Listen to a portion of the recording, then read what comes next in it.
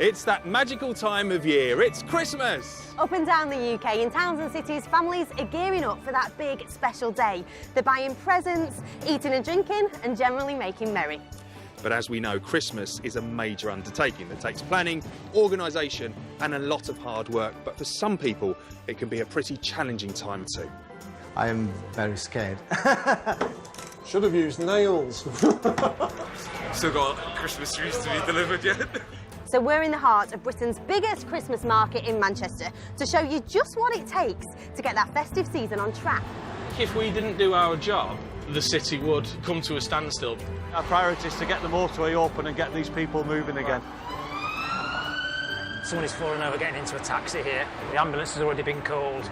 We're going to be meeting stall holders, police officers and organisers who all work tirelessly behind the scenes to make this special time of year safe and joyful for us all. It really does feel like the start of Christmas because everyone's getting together and having a good time. Welcome to Christmas City. Gonna be a good Christmas.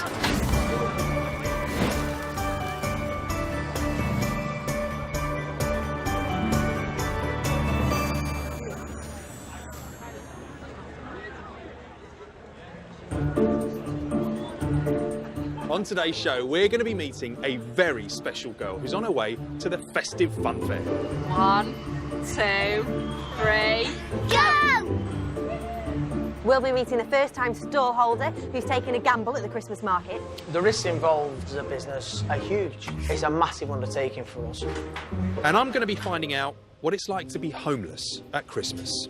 At Christmas time, how do you think loneliness can affect people that are living like this? It can drive people to kill themselves because it really is a bad time.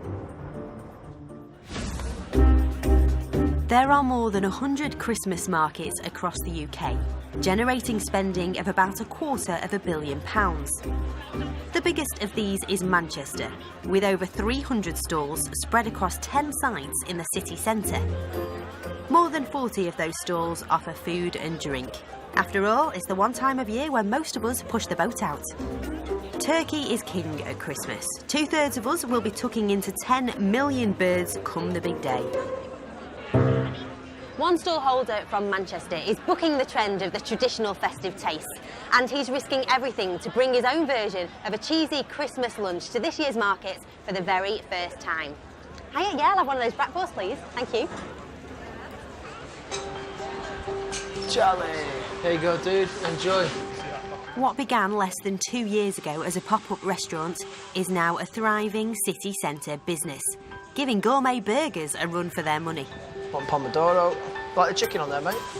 Northern Soul Grilled Cheese is the creation of Manchester's Dan Place. The premise was going to be original, like an American-style diner. Burgers kind of took off in Manchester, got a bit saturated, and the best thing on our menu was the grilled cheese. You might be a convert. We can actually say we're the UK's first American grilled cheese restaurant. We set it up to be like New York style, so when it's nice and cold, all the steam's flying out, it's my favourite place in the world, New York. Second to Manchester. Dan is taking a huge business gamble by throwing his efforts into opening a food stall at this year's Manchester Christmas market. Cheers, bud. How's that for you? Nice one, man. Cheers, buddy. See you soon. With over 9 million hungry visitors to feed, it's a great opportunity for Dan. But to break even, he will need to sell 5,000 toasties in just over 40 days. The risks involved for us as a business are huge. A lot of what we're doing has to be paid up front. It's a massive undertaking for us. We operate a kitchen at the moment to order. We're going to flip it on its head. We're going to serve our way to the customer. So the front will be glazed to the shop. It'll be a full bank of grills because this won't cut the mustard down there. We need to have a lot of volume going through. This is Drew, my general manager, who me and him are working 24/7 on this. You don't quite know about the 7 yet, but we'll find that. 24/7. We've been doing that for the last year, never mind these ones. To make sure his food stall competes with German sausages, Hungarian goulash and Spanish paella, Dan has a plan. Just smell that. Oh, wow. Snaff on that, mate. Success depends on Dan's festive menu. He's banking on his signature Christmas toastie to be a hit. But to get it just right, he's testing some specially flavoured hams. That will be the crucial ingredient. But which one will his staff and customers prefer? We've done orange and ginger, we've done an orange and lemon, and we're doing a Christmas festive spice. So I reckon we'll chop it up, we'll get some portions out, and then we'll get the customers' feedback, and I think we should let the customers pick which one we go with at the markets. So you're getting the orange and lemon in there, yeah? So these are our own cures that we've actually sat the hams in. There you go. Our meat guys actually are quite traditional. They're hand done. So lemon and orange going through there. That's really lovely because you can get the fruit all the way through it. Some spices going on in there. The taste of ginger. Go big or go home. It's Christmas. I think I like the cinnamon one. Cinnamon? This is my favourite. Favourite? This tastes like Christmas. Great, so that's a unanimous decision for the Christmas festive spice. Brilliant, thanks very much, girls. For any business, the laws of supply and demand are crucial. But in Dan's case, not having the right supplies on time could put him out of business very quickly. These hams are brined in our special brine mixtures, and if we run out, it's 3 days until we can minimum, until we can get the hams again. What we don't want to do is get to the markets and run dry. There you go, this is one we've chosen today through a bit of a... With his market research concluded, Dan can break the results of the taste test to his supplier. We've just done it out to customers, taste tested it, and it's festive spice all the way, mate, so as we thought. I love a challenge, and it really is a challenge. I don't think you can get any bigger than the markets. It's going to work. I'm a Man City fan, and I'm an eternal optimist. We said we can, now we've got to do. Cheers, guys, see you next time.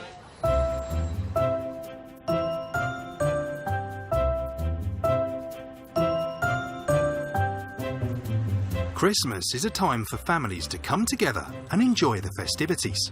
But for some, it can be a very bleak and lonely period. Latest figures estimate on any given night there are over 3,500 people sleeping rough on Britain's streets. Homelessness will be tough any time of year, but especially at Christmas.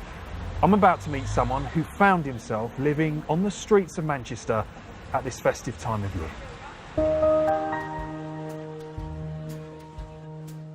This is Brian. He knows just how hard it is to have nowhere to go at Christmas. Tell me a bit about yourself.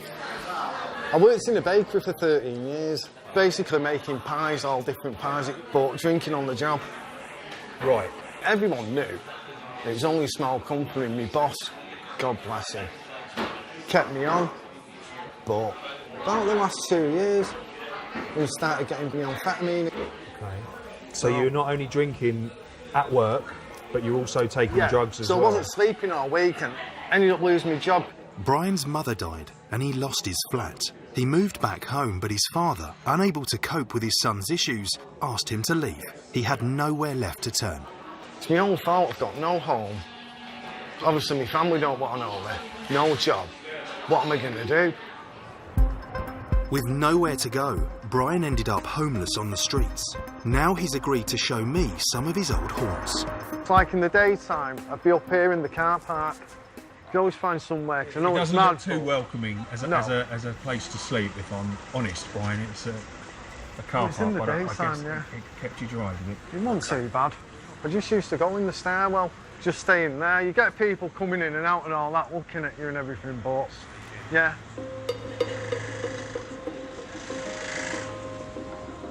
At 48 years old, Brian had never slept rough before, and he struggled adapting to life on the streets. And how vulnerable did you feel when you found yourself living on the streets alone?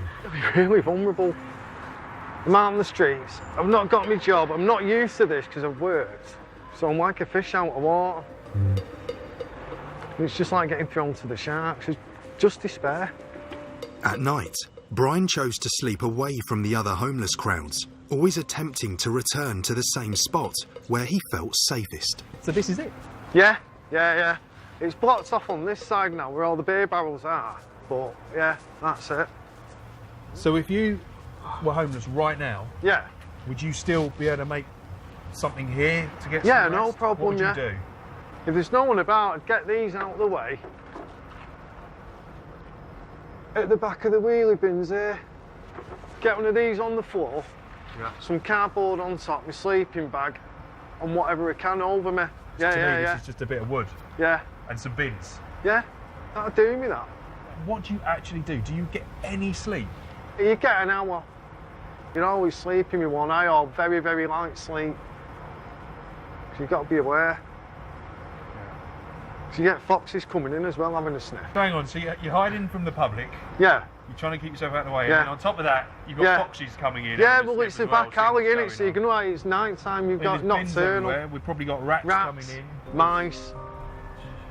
Wow. You just get used to it. Knowing what this is like now, Yeah. firsthand, Yeah. because you lived like this. Yeah. At Christmas time, Yeah. how do you think loneliness can affect people that are living like this on the streets? Drive people to suicide. They've not got the families, they're out on the streets, they're lonely. All right, they've got mates around them, but they're still lonely up here inside themselves, and it can drive people to kill themselves because it really is a bad time.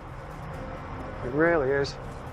Later, I'm going to get a taste of exactly what it's like to sleep rough when I join Brian for a cold winter night on a wet Manchester pavement. In order to hit Christmas deadlines, the company responsible for building the cabins for the Manchester markets starts operating at full pelt from as early as October. Hey, I've got it. Managing Director David Palmer has been designing and installing the chalets the market stalls operate out of since 2005, when the council decided to switch from flat-pack cabins to prefabricated chalets. They were made to be built quite quickly, so they all just bolt together with probably 8 bolts. They're built up off-site, and then we have a kind of big relay race with the wagons that take them into the city centre. It's an intense 2 weeks. There's a deadline, because when the market's open, those chalets have to be there. That's non-negotiable, because there are market traders coming from all around Europe. I think the team like it, because it feels like you're part of the Manchester buzz. There's a buzz of the city centre. It's just stressful, but it's quite enjoyable at the same time. With the official opening of the market just 48 hours away, some of the 300 stallholders are making finishing touches to their specially commissioned cabins. Others, like first-time stallholder Dan, who's juggling a full-time job and his market stall preparations, are only just starting to set up. I've not even looked at the big Santa yet. There he is. After a full day's work at his cheese grill, owner Dan is about to set out his stall. So plan tonight, get the stuff in, all the equipment's gone into the shop today, get the tools in, put everything together, work the ins and outs of the shop, the size of the unit, pretty much go get the paper plan that we've got and then put it into the physical plan. It'll be a long night, I think. Under the watchful eye of the big man himself, Dan and his team get to work. Absolutely amazing. Best spot you could hope for. We're right in front of the 2 main bars. Fingers crossed these guys will be ploughing in with the old ales and we'll sober them up. Team Malinky, bang. So. But before they can even make a start, there's a glitch. Pass. There's no electricity. You go and try and find him. Try and find him and see if we can get the lights on. Well, I've got no lights. It's good in one way, you can't see us, and then another way, we can't see what we're doing, so I think we just need to do what we can, feed off everyone else's light. And the Sparks assured us he'll be here before 12 o'clock tonight. Yeah. The lads have to soldier on without any electricity. But there is some light. They have their very own lamppost built into the shed. They've actually got to accommodate some of Manchester's landmarks. That might be why we've just landed a bit short on the unit, but that's going nowhere, is it? In the space that they have left, Dan and his team must fit an entire working kitchen into a smaller area than they were anticipating. Right, to me, Paul. But Dan's Christmas dream hinges on a single vital piece of equipment, his brand new, custom-built grill unit. Then you can just work the wrong way up, yeah? It's a pivotal moment.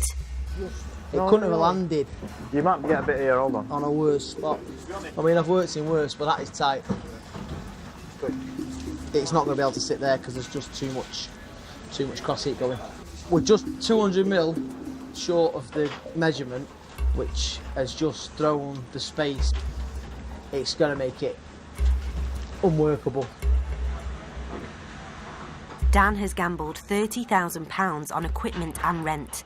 If he's not cooking the moment the market opens, his grilled cheese empire could go up in smoke. The plan that we had is no longer the plan. After a long, frustrating night on the market, it's back to the drawing board for Dan and Drew. Over in Cathedral Gardens, the de Koning family have won the contract to run the fun fair for the Christmas markets for the 3rd year in a row. The family-run fair has been travelling the country for over 50 years. Come to the van behind that lorry. But fitting into the city centre is a tight squeeze. Right hand now, right hand. Right hand down a bit now, throw the front in. Jan de Koning is the owner. Well, I like doing the Manchester Christmas market because it's a great time of year, it's Christmas, there's a great atmosphere on the markets. Yeah, it's just good. There's families, there's kids, it's a really good atmosphere. Too close. Let's go back and bring it off a bit. But last year was a bit different. His daughter Isabel was recovering following treatment for her cancer at Christie Hospital. It was quite devastating for us. It showed us another side to life. It put us in the middle of people having cancer. Jan decided to show his gratitude to the Specialist Cancer Centre. Over here a little bit. Living, working in Manchester, we decided we were going to give the profit from this to Christie's, and we did, and it made us very happy to do that, to try and give something back. Not only did he donate his £20,000 profit and give free rides to the children being treated for cancer, he's doing it all again this year. To see the kids enjoying themselves, it's a really nice feeling. Gives you a warm feeling, and to think that you're contributing in some small way, trying to put a little bit of happiness back in their lives. So it's really an easy, nice thing for us to do. And one little girl who's hoping to go to the fun fair this year is 5-year-old Gracie Hart. That makes sense. Okay. She was diagnosed with a very rare form of cancer just before her 3rd birthday. She'd been for a nasal flu vaccine, and she had that, as pretty much every child in her school did. And about 2 days later, I noticed that the side of her nose here had started to... it just looked strange. It didn't look right. Took her to the doctors, as you would, and eventually we got the horrible news that no parent wants to hear, that it was cancer. Gracie began a series of treatments at the Christie. She had a combination chemotherapy, which was 3 different drugs. She had that in cycles, so generally with chemotherapy with kids, they do it over a sort of 3 or 4 week cycle. So she would be in hospital for 3 days having those drugs. Oh, that's nice. What are you watching? Now Gracie is looking forward to the Christmas fun fair. You excited, aren't you? Yep. Yeah? Because you like Christmas? Yep. And maybe we find some treats at the market. Oh, that'd be good. Yeah.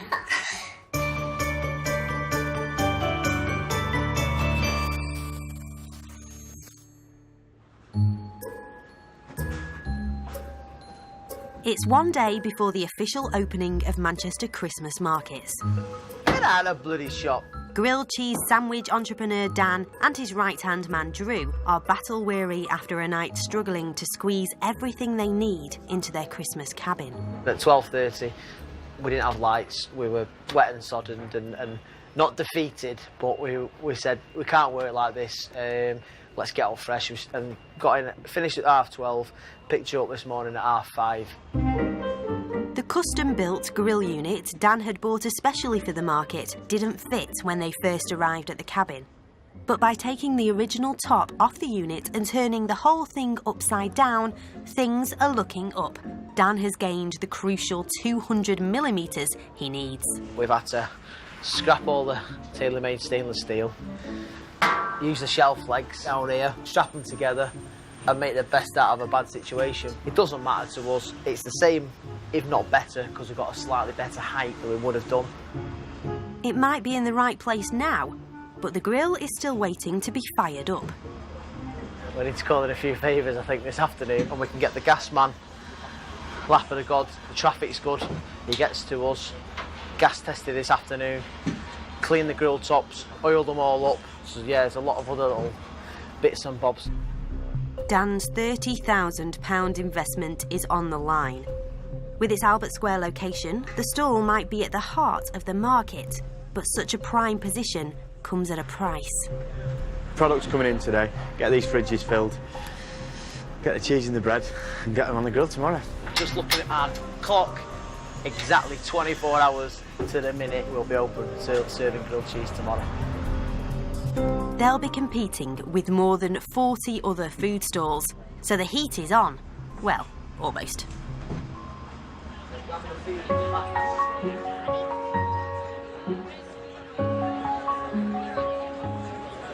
Every day in the UK, around 5 children are told they're living with some kind of cancer. It's a frightening diagnosis at any age, but for children and their families, dealing with cancer is really tough. Manchester is home to one of the biggest cancer treatment centres in Europe. Children from all over the region travel to the Christie Hospital for life-saving care. You recognise anyone? Big hug? Oh, that's nice, isn't it? 5-year-old Gracie has been coming here since being diagnosed with a very rare form of cancer in her nose just before her 3rd birthday. Good. So we've come to Christie's today just to bring Gracie up for a check-up with her consultant here, Dr. Ed, as she calls him, Dr. Smith. Probably take that off. Right, let's take it off then. Because it's very old. To take the trauma out of hospital appointments, the children's department makes sure a visit to the Christie is fun. Hi! Yeah, really well. How are you? I'm good. Lovely to see you. How's it? Pen is their paediatric support worker and play specialist. Hello. We make sure that when children come here that they're fully supported throughout the treatment. They're still sticky. That's all right. We can take it out, can't we?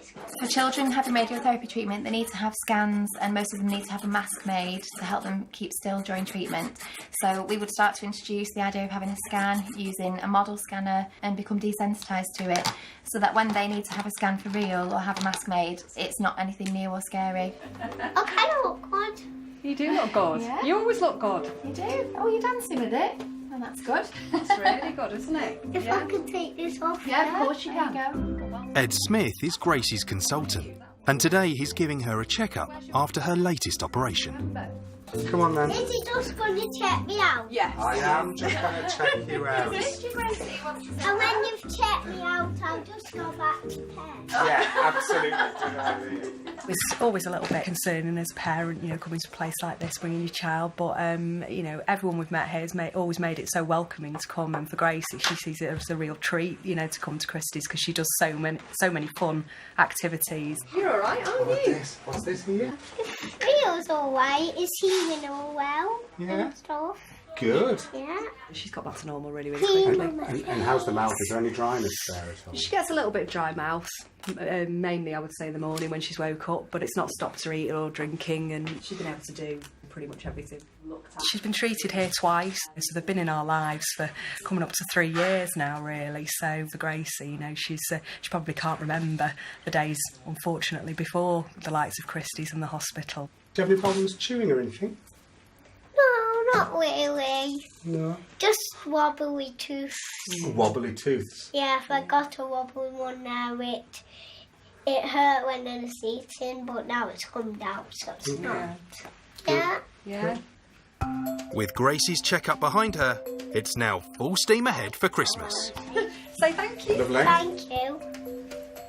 And I'll try and make you a card. Thank you very much indeed. There's just time for Gracie to say goodbye to Pen Bye-bye. before heading home and making plans for the Christmas fun fair. Across the UK, local authorities spend an estimated £160 million a year to grit 80,000 miles of road. In Tameside, where Greater Manchester meets the Peak District, the council look after over 400 miles of highway, and keeping the borough moving in the run-up to Christmas is one of their biggest challenges. Lee Holland is Tameside Council's road gritter-in-chief, and the Christmas holidays are often his busiest time of the year. This is Thames Street Depot in Stalybridge, and this is where we prepare for the winter maintenance season. Before the season starts, we have to ensure we've got enough salt at the depot to treat the highway over that period. And on an average winter, we'll spread about 2,000 tonnes over the network. We have 7 vehicles prepared every night, ready to go out if the forecast dictates. Here's your route. You're going to be doing route 1, which is Mosley. Right, no problem. We're gritting at 15 grams. Parts of the borough are almost 245 metres above sea level, and in the winter, snow and ice can make road conditions treacherous. But with each and every deployment costing taxpayers £5,000, deciding whether or not to send out the gritting wagons is never straightforward. Well, I suppose the easiest decision is just to go out gritting, but you're expending a lot of money. So what we tend to do now is rely on a lot of technology to give us a lot more information, and it gives us a more informed decision on when we should be going out and treating and at what times. As well as receiving regular forecasts from the Met Office, the council have 2 weather stations of their own, and Lee is paying one of them a visit. The weather station, it tells us a lot of information. It tells us what the air temperature is, tells us what the wind speed is. We've got a sensor in the road which tells us the road surface temperature, which is the thing we monitor most closely. Years ago, I'm sure it used to be someone used to stick their finger in the air, how cold was it, look at the grass outside and look at whether there was frost on the ground. We certainly appreciate the technology. It makes life slightly easier, although the decision-making process isn't straightforward. Back in the warmth of his office, Lee is poring over the very latest weather reports. At the minute, the forecast is quite marginal. It's a sort of difficult decision on deciding whether we should be going out, and if we are, what's the correct time? Because we don't want to be going out gritting the roads for 3 or 4 hours and it be raining and washing all the salt away. But we do need to get the salt down before the snow comes. With temperatures hovering at around freezing, Lee has a big decision to make. To grit or not to grit? That is the question. We'll put all the lads on standby with the view to them coming in this evening.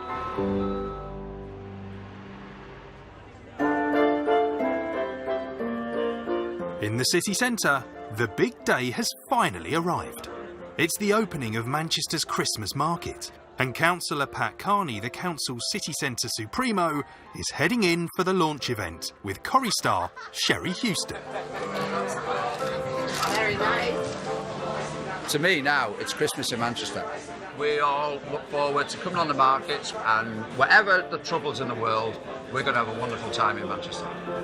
Funds are tight in local government, but Pat remains convinced that Christmas isn't the time for the council to play Scrooge.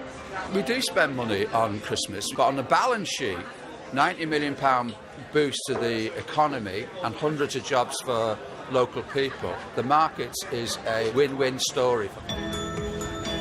With the 10 city centre markets in full swing, it's a busy time for Jan de Koning, the man in charge of the Christmas Fun Fair. Last year, Jan donated profits from the fun fair to Christie's Hospital, and this year he plans to do the same. His generous donation is gratitude for the cancer care his daughter Isabel received there 18 months ago. Basically, they saved our baby when we took her there. They helped us, they helped her, and they help anybody who comes to them. And as well as offering cash to the Specialist Cancer Centre, Jan is also offering all its patients and their families free rides. Tonight, 5-year-old Gracie and her family Look at that! have come to enjoy all the fun of the fair. A pair of them have been asking me about it all week. They were sort of jumping around in the car as we came here, and as soon as they saw the rides, it was, they were really, really excited. 1, 2, 3, go! No. Like Gracie's mum Caroline, Jan understands what it's like to have a child diagnosed with cancer. Jan's daughter went to Christie's as well, like you. She was 16 when she got diagnosed. Was she? Oh, bless her. Yeah, but she's had the all clear now. She's all oh, good. that's great news. Yeah, she's just looking at universities and getting fantastic. ready I think because she's so young. Yeah. You know, she's had it since she was 2, so she's not, it's all she's known. And she kind of sees it as that's normal. So How old is she? She's 5, now she'll be 6 in February. When you look at how resilient they are, you've got no option but to just beef up and get on with it. Yeah. You all right, missus? Was that good? Oh, brilliant. Oh, it's been fantastic. It's brought the Christmas spirit a little bit early for us, which is lovely as a family. So we've had a great evening, and the kids have had a wonderful time. So really pleased.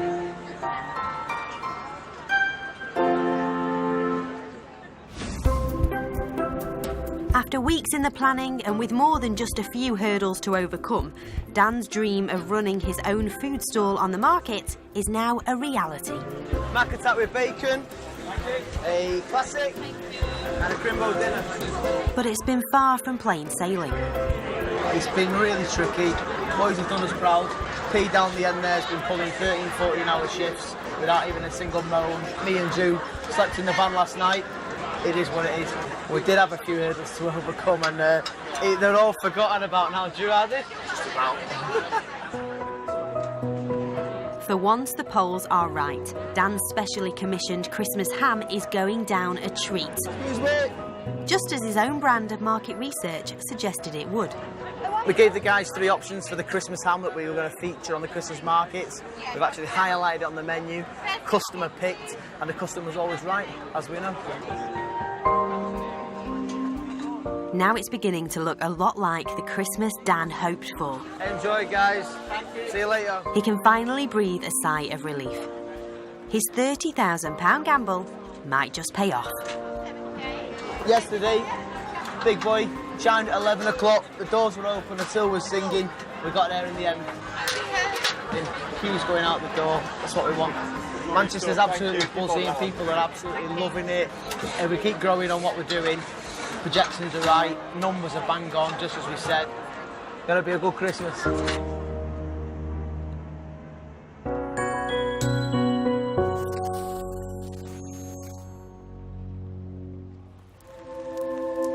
At the last count, there were 70 people sleeping rough in Manchester city centre, and many hundreds more at risk of homelessness. The Booth Centre charity organises a mass sleep-out in the run-up to Christmas in the grounds of Manchester Cathedral. Events like this not only raise awareness, they also raise much-needed funds, and last year they raised almost £60,000. Now I'm going to join nearly 200 volunteers who have come down for this year's event. As you can see, it's cold, it's wet, the weather is utterly miserable. I'm certainly in for a very long night. Earlier in the show, I met Brian, who used to be a rough sleeper. Tonight, I'm going to get a small taste of what used to be his life on the streets. And he's going to help me find a safe place to sleep. So Brian, looking around, obviously you've done this many, many times for real. Where would you look to sleep? You want somewhere like down by the walls here where you're out of the way. If there's any steps that you can go down a bit, just so it's a do you want to have a windbreak. So the grass is a no-no straight away? Yeah, if you've got cardboard or anything, or you've got something to go under where your sleeping bag ain't going to get wet. Yeah. Somewhere where you're going to get a windbreaker, but there's not much to go on here. You're pretty much out to the elements, aren't you? If you could find a doorway round here where it's a bit more out of the way. Well, let's have a look. You see here, you're right next to the clubs and the pubs, and people could come out. You're an easy target because they've had a drink, haven't they? So they're going to come over. Like, you hear the stories, nicking your sleeping bag, beating you up, urinating on you. It's just a buzz to them. It's a laugh. But to you, but to you, it's not. No, it's your home, isn't it? Would you let someone in and have a pee on your couch? You wouldn't, would you? And that sleeping bag's your home. You're sleeping there if you didn't want to get sick. So if you were doing this again for real, you'd actually consider getting in that bush? You might get a bit wet, but you're not going to get sick. God, it's like being back in the army, that is. It's something we would have done. Yeah. I could even go down there. So down here? Yeah. This literally is what you would pick if you were back on the streets? Because people are going to walk past this billboard here and they're going to walk straight past you. So we've got a bit of shelter from the public. Yeah. A tiny bit of shelter from the elements. Yeah. And you're kind of enclosed. So this is my home for the night. Yeah. It is. Most people on this sleep out have opted to stay together. I want to get closer to Brian's experience of sleeping rough alone. Brian, I'm going to be on my own, I think, for this one. You've given me my bed. I think it's time for me to try and get inside. And a pillow. Thank you for your help. And have a good night. Thanks, buddy. Okay, see you later. See you now. I'm going to try and settle down for the night, but I know I won't get much sleep. A few feet away, Brian is doing the same. Everyone else is bedding down too. Well, it's a few hours into the night now. The temperature has dropped. It's impossible to get comfortable. And there's a lot of noise now when people are coming out of the bars and clubs after having quite a few drinks, it seems. I can see why Brian said he felt so vulnerable sleeping like this, and why he'd literally want to sleep with one eye open. It's a very, very scary place to be. It's getting late now, so I'm going to try and get some sleep. But while the city sleeps, dedicated teams are hard at work keeping our Christmas on track. In Tameside, Head of Environmental Services Lee Holland has decided to send out the gritters. That means a busy night for Ryan Buck and his fellow wagon drivers. Hey Ryan, here's your route. You're going to be doing Route 1, which is Mosley. We're gritting at 15 grams. Give us a shout if you need anything, yeah? You got your phone on you, haven't you? Right, cheers.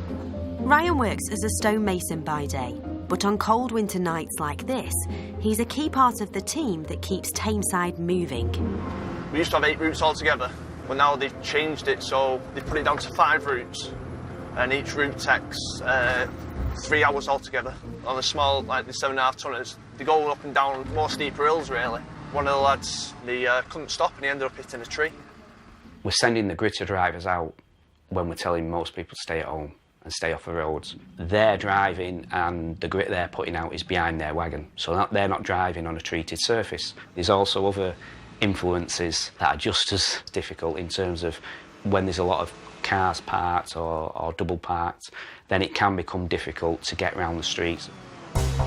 And out in the gritting wagon, Ryan has encountered exactly that problem. Cars are double L parked and I don't think I'm getting through. I'll go and have a look. It's going to be a tight squeeze. Should we go for it? An error of judgment here could spell a hefty insurance claim from the car owners. Scary. With literally centimetres to spare, Ryan has made it through. That was tight. Very tight. Every year the routes are the same, so they should know when it starts getting cold not to parallel park, but you still get the odd people doing it. Sometimes you have to reverse back and then try and find another way around to the other side. But parked cars aren't the only thing on Ryan's mind tonight. Negotiating his Christmas rota could prove just as problematic. Week on, week off we're on this year. I'm on Christmas and New Year late, which I'm not happy about because I like to have a drink. Last year I was called out Christmas Day, just before sitting down for dinner. You have to sit the rough with the smooth, don't you? Who wouldn't want to be driving about in one of these with your music going? We all want to have a rest at Christmas, so they are sat there if they're on standby waiting for the phone call, and when it comes they have to come into the depot and start the operation. Obviously we all come to work for payment, but they also do it, I think, because they all live in Tameside, they all care about the borough and they all want to do a good job. His night shift is drawing to a close, and with Tameside's highways and byways safe for festive travel, it's the end of the freshly gritted road for Ryan. Any problems? No, none at all. A couple of cars parallel parked, well that's about it. Right. All right, mate. Right, cheers. Cheese on and shoot off home, mate. Thanks very much. See you in a bit. See you later, Ryan. Bye.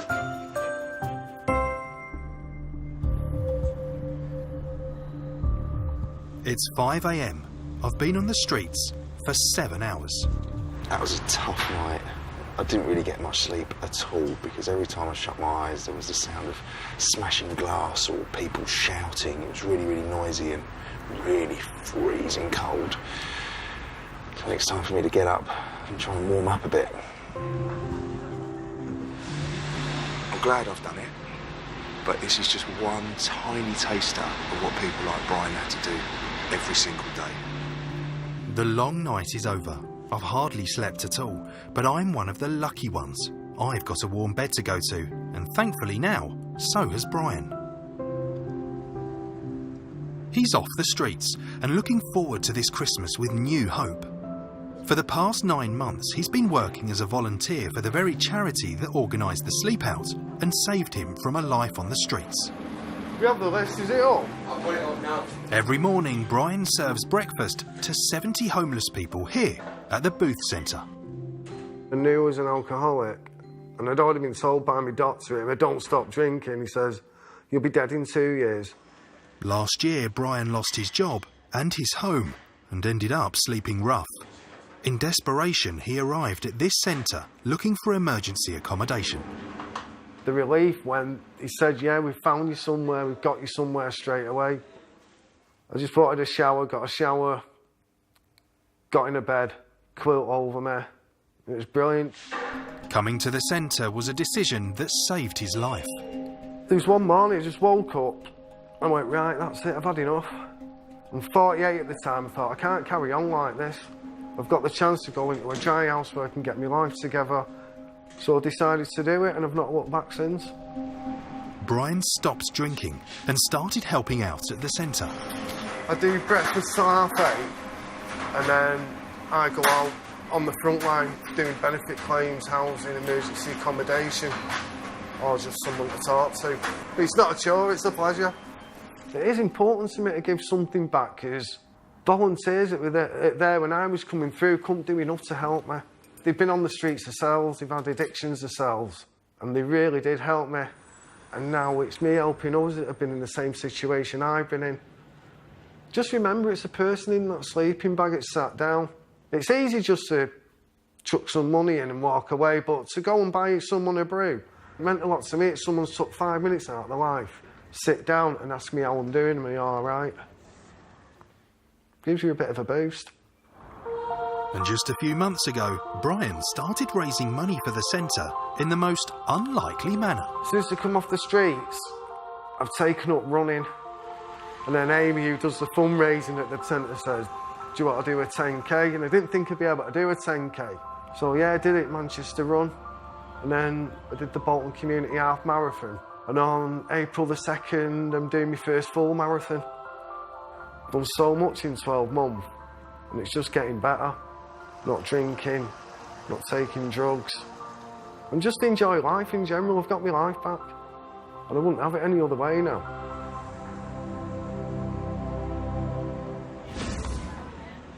Dan, the smell of these toasties is absolutely amazing. Rab, you are going to need one of these after your night out on the streets. How was that? That will warm me up because it was freezing, I'm not going to lie. But it was great to see Brian and how much he's turned his life around with the help of the charity. And we've got loads more stories like that coming up over the rest of the week.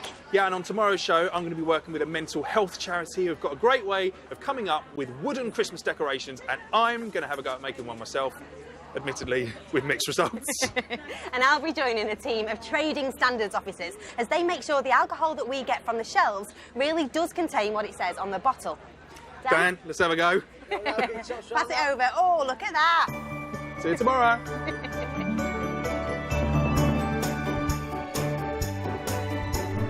More from Christmas City at 9:15 this morning over on BBC One. Here this afternoon at 1:45, more delicious delights from Nigella's Christmas Kitchen. Next, Bargain Hunt.